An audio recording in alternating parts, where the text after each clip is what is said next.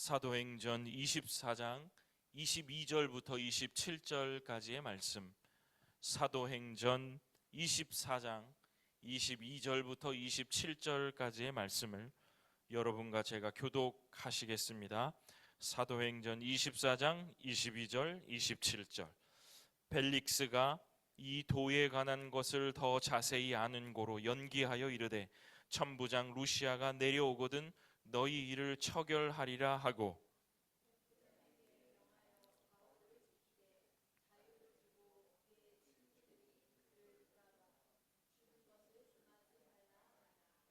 수일 후에 벨릭스가 그 안에 유대 여자 두루실라와 함께 와서 바울을 불러 그리스도 예수 믿는 도를 듣거늘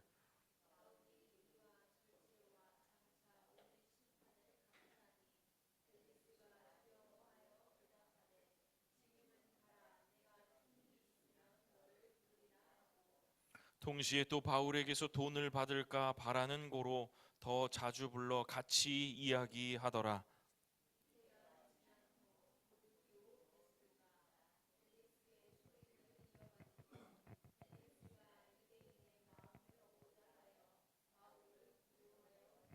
아멘. 기도하겠습니다. 아버지 하나님, 성도들과 함께 주의 말씀을 나누며 선포하려고 하오니 귀한 말씀 가운데 임재하여 주시고 성령 하나님 조명하여 주시사 말씀이 비춰주시는 대로 말씀을 깨닫게 하시고 한 귀로 듣고 한 귀로 흘리는 말씀이 아니라 우리의 가슴에 새겨져 이 말씀이 우리의 삶을 해석하며 그 해석된 대로 여전히 하나님께서 우리의 삶을 통치하시고 인도하고 계심을 믿게 되는 귀한 말씀의 시간 될 수 있도록 아버지 하나님께서 인도하여 주시옵소서. 감사드립니다. 예수님 이름으로 기도드립니다. 아멘.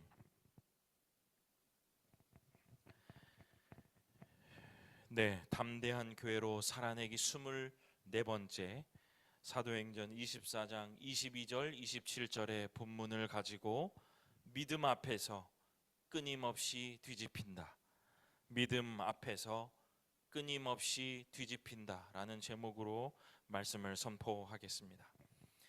담대한 교회로 살아내기 24번째 시간, 이제 정말 사도행전 막바지로 가고 있습니다. 9월에 오늘 이번 달의 마지막 주일 리유니온 주일이 딱 24번째가 8번째가 되어서 우리가 말씀을 한번 쭉 정리하고 우리가 함께 교제를 나눌 수 있는 귀한 시간이 될 것 같습니다.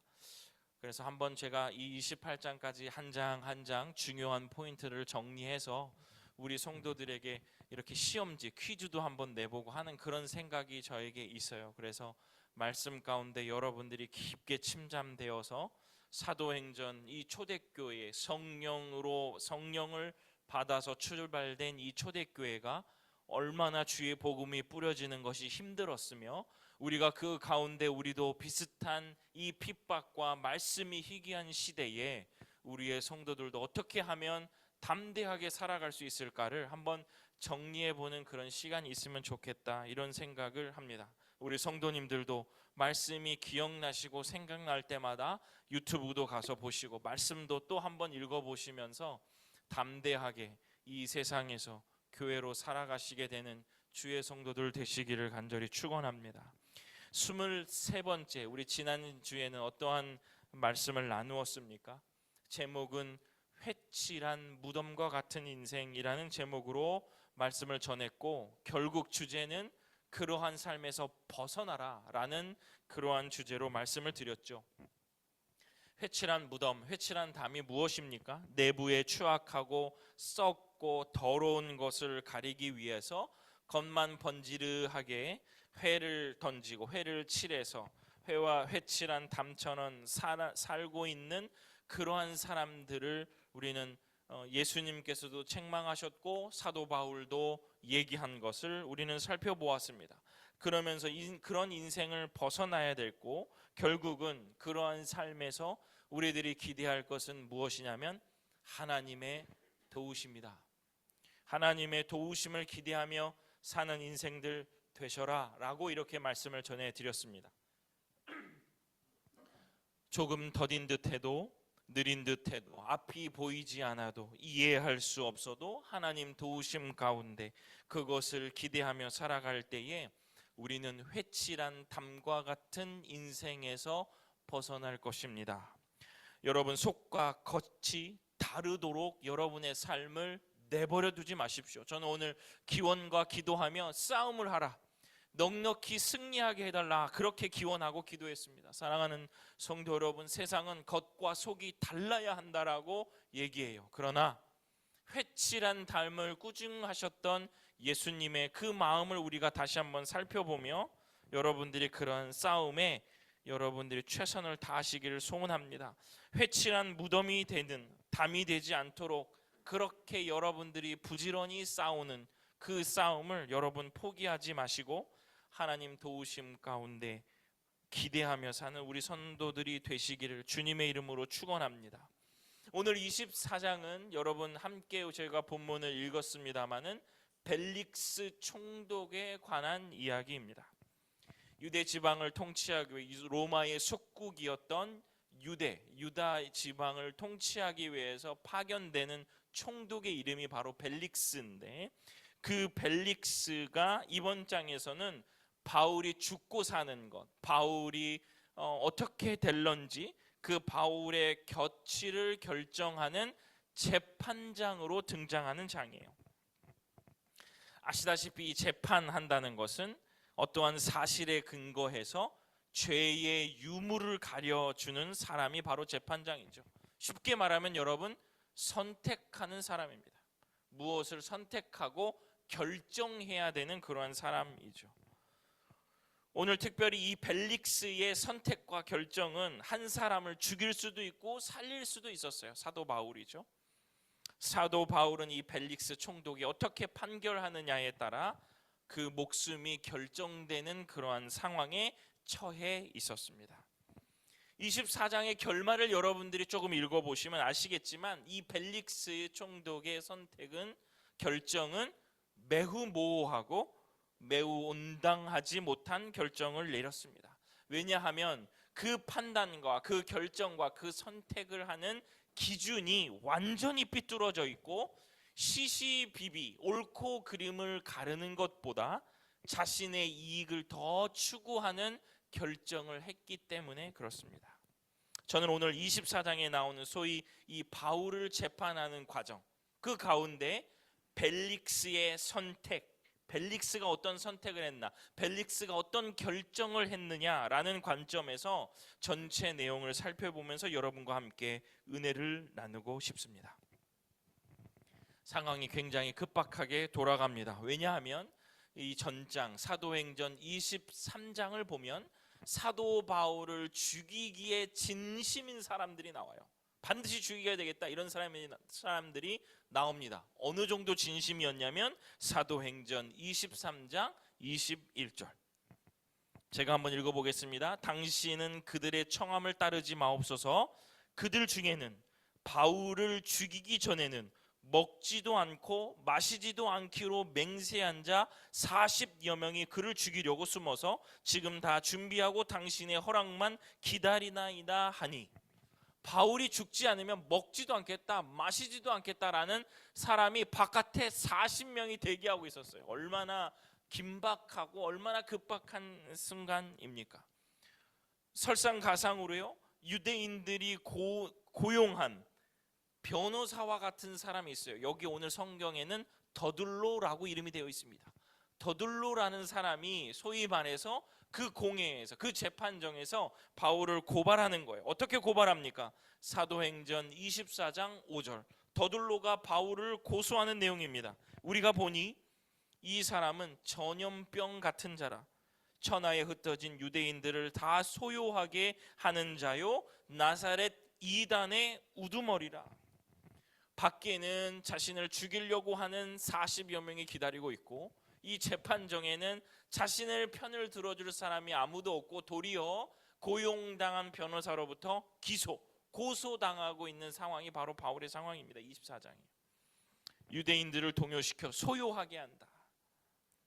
너 시끄러운 거 싫어하잖아, 벨리스 총독이여. 바울이 이 고요하고 잠잠한 여기를 자꾸 들쑤셔서 유대인들을 소동하게 해. 벨릭스가 생각할 때 아주 사도 바울을 죽이기 좋은 것으로 거짓으로 고소하고 있는 거죠. 하나님의 사람 혈혈단신 사도 바울은 스스로를 변호합니다. 어떻게 변호하냐면 사도행전 24장 11절 12절. 제가 한 절, 여러분들이 한 절 읽어보겠습니다. 11절은 제가 읽을게요. 당신이 아실 수 있는 바와 같이 내가 예루살렘에 예배하러 올라간 지 열 이틀밖에 안 되었고,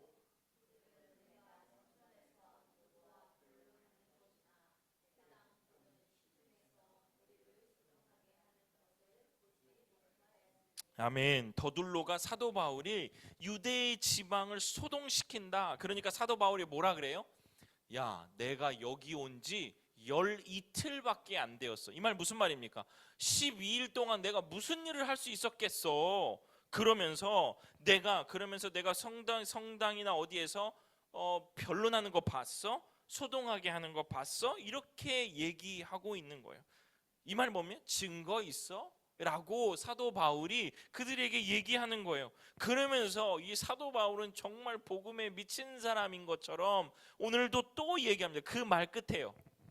여러분, 이게 무엇을 의미하냐면 이 순간에 사도 바울은 자신을 엄청 보호하고 자신을 엄청 대변해야 살 수 있어요. 죽음의 바로 직전에 있는 사람인데 오늘 이 사도 바울은 또 한 번 이야기합니다.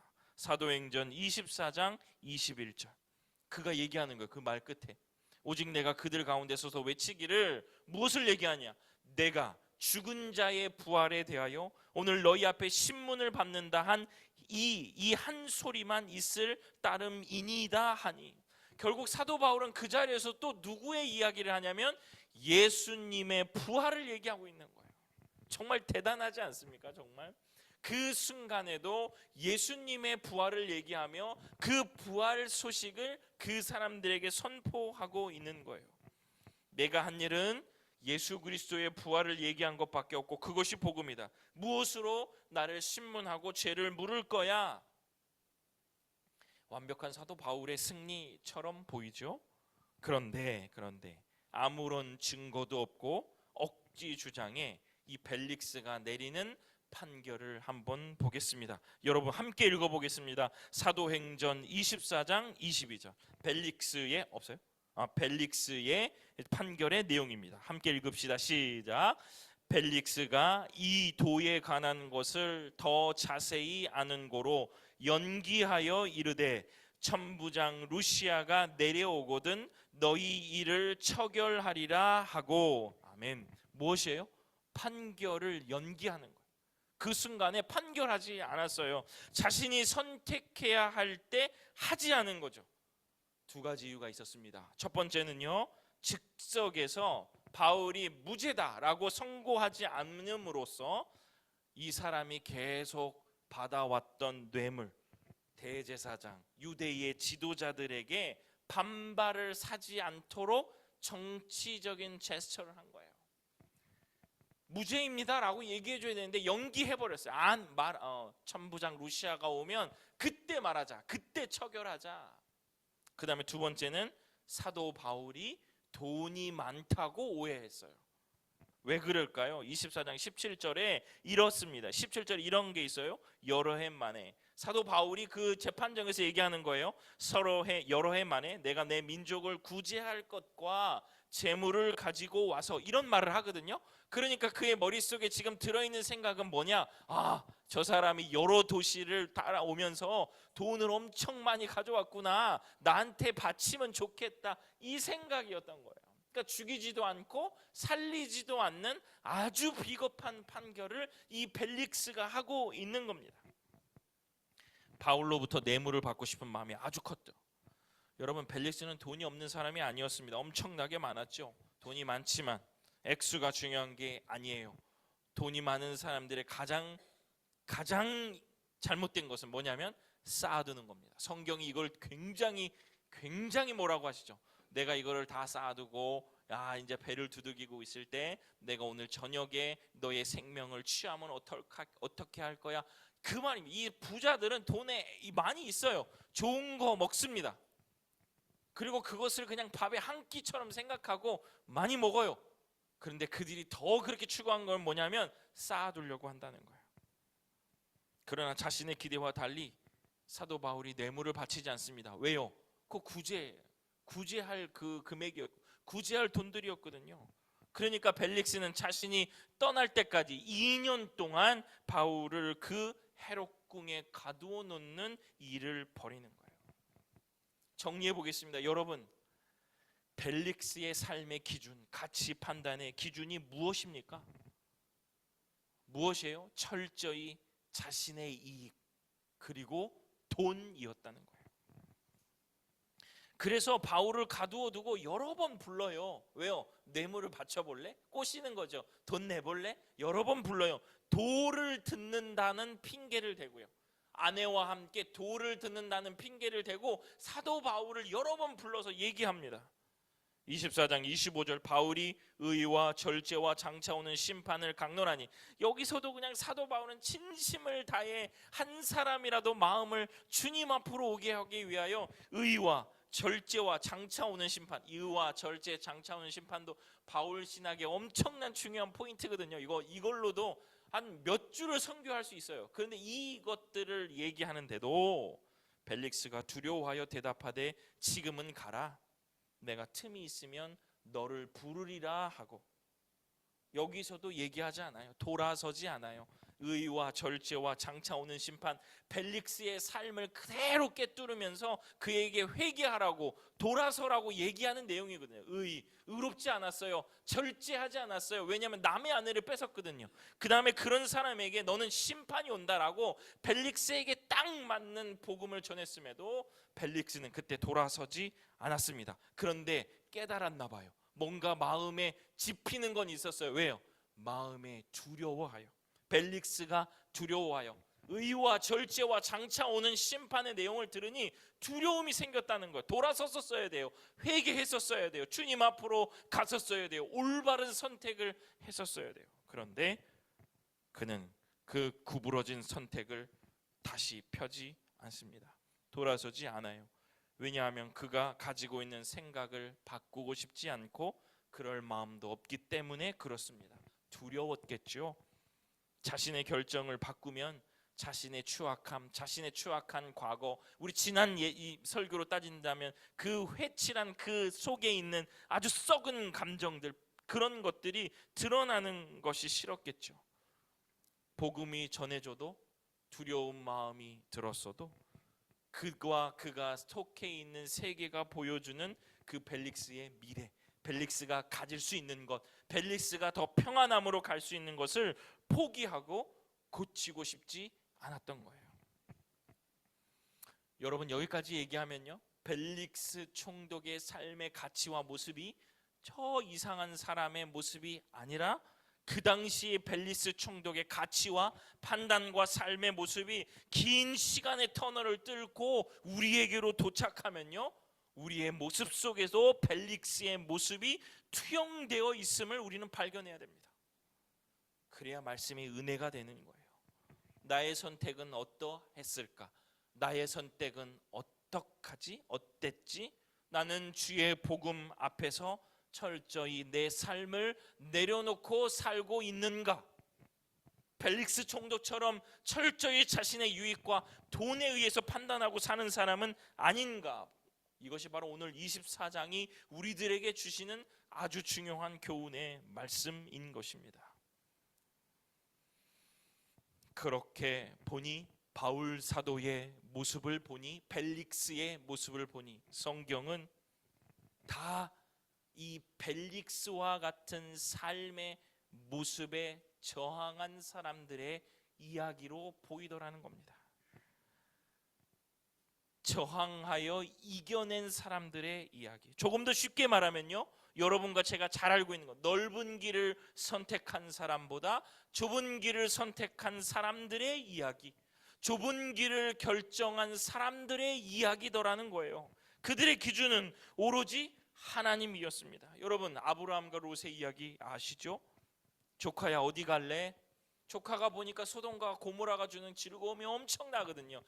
모든 사람이 그곳이 다 맞다고 할 겁니다. 아무런 열매도 안 보이고 그 황량한 그 땅보다 저렇게 화려한 소돔과 고모라의 삶이 그들에게는 굉장히 단 것으로 나왔을 거예요. 아브라함이 선택해야 할 그 길은 딱 봐도 망한 길입니다. 여러분, 요셉은 어땠습니까? 살짝 눈만 감으면 사람 눈 속이고 평탄할 수 있었어요. 어려움을 탈출할 수 있었습니다. 그러나 요셉은 저항하죠. 그런 선택을 하지 않습니다. 그렇게 하지 않아요. 하나님 한 분 모시고요. 여러분, 다니엘은 어떻습니까? 문 닫고 기도했으면 돼요. 그 순간에 문 한 번 닫고 기도 열심히 했으면 됩니다. 그런데 다니엘 그렇게 하지 않죠. 문 활짝 열어놓고 기도하고 곤경에 처합니다. 사자굴에 가죠. 그렇게 하지 않아도 하나님 한 분 마음 품고 문 열고 기도하는 그 결론은 사자굴이었습니다. 모든 사람이 아니다라고 하는 길을 다 갔죠. 다들 망할 거라고, 실패할 거라고 하죠. 그런데 결말이 어떠했습니까? 결말이 어떠했습니까? 사람들이 예상한 것처럼 다 망하고 죽고 그러했습니까? 아닙니다. 여러분, 조금만 생각해 봐도 성경의 인물들의 이야기는 다 역전의 이야기입니다. 온통 그런 얘기고 눈물겨운 역전의 이야기였죠. 저는 그래서 오늘 말씀의 제목을 믿음 앞에서는 끊임없이 그 결과가 뒤집힌다라는 그 마음으로 말씀을 준비했던 거예요. 여러분, 믿음의 눈으로 보고 믿음의 행동을 하고 믿음의 삶으로 견디면요, 사람들이 판단하고 생각하고 예상했던 그 모든 결과가 여러분의 삶에서 매번 순간순간 뒤집힘을 여러분들이 경험하게 될 것입니다. 이미 경험하고 계시는 성도님들도 계시고요.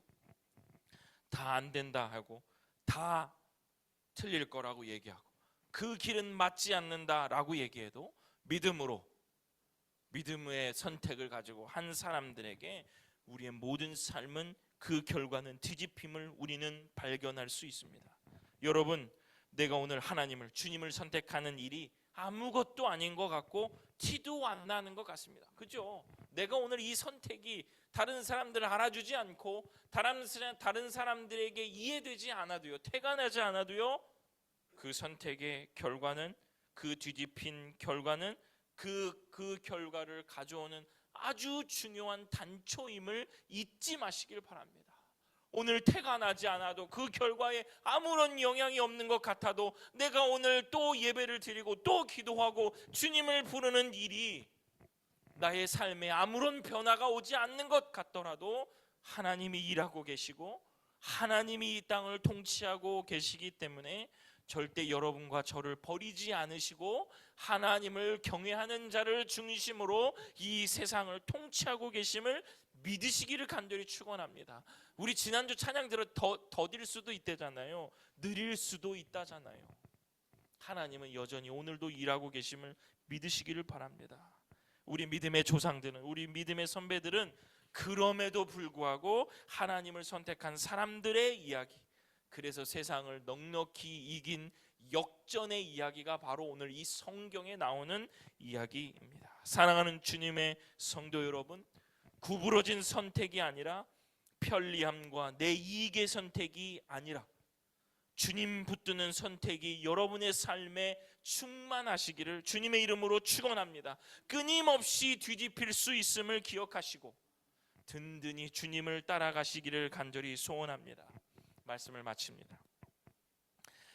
유명한 철학자 장 폴 사르트르가 이렇게 얘기했습니다. 인생은 B와 D 사이의 C이다. B는 birth, 탄생이라는 거고 D는 death, 죽음이라는, 인생은 탄생과 죽음 사이의 C, choice, 선택이다.